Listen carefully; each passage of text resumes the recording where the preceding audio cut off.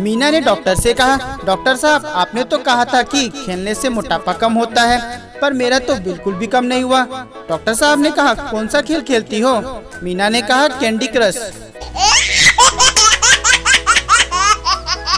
Salesman ने पप्पू से कहा, सर कॉकरोच के लिए पाउडर लेंगे क्या? पप्पू ने कहा, नहीं हम कॉकरोच को इतना लाड प्यार नहीं करते, आज पाउडर लगा देंगे तो कल फॉग मांगेगा।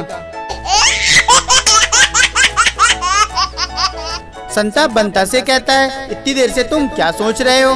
बंता कहता है, जानते हो कल रात की आंधी में एक टी शर्ट मेरे घर आकर गिरी। संता ने कहा, तो इसमें क्या हुआ? बंता ने कहा, सोच रहा हूँ कि मैचिंग पैंट ले लूं या एक और आंधी का इंतजार करूं। पप्पू ने एक राह चलती अजनबी लड़की से कहा, आपने पहचाना मुझे? लड़की ने कहा, नहीं आप कौन हो? पप्पू ने कहा, मैं वही हूँ जिसे आपने कल भी नहीं पहचाना था। सिक्योरिटी गार्ड से नौकरी के लिए इंटरव्यू में पूछा गया कि अंग्रेजी आती है? गार्ड का शांतिपूर्वक जवाब था, क्यों चोर इंग्लैंड से आएगा क्या? सदमा लगने की वजह से पति इमरजेंसी वार्ड में भर्ती है।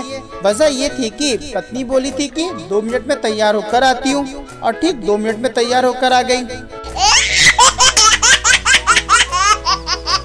टीना ने अपने मम्मी से कहा, मम्मी मैं जीवन में आगे बढ़ने के लिए क्या करूँ? मम्मी गुस्से से बोली, पत्थर ले और सबसे पहले अपना मोबाइल तोड़।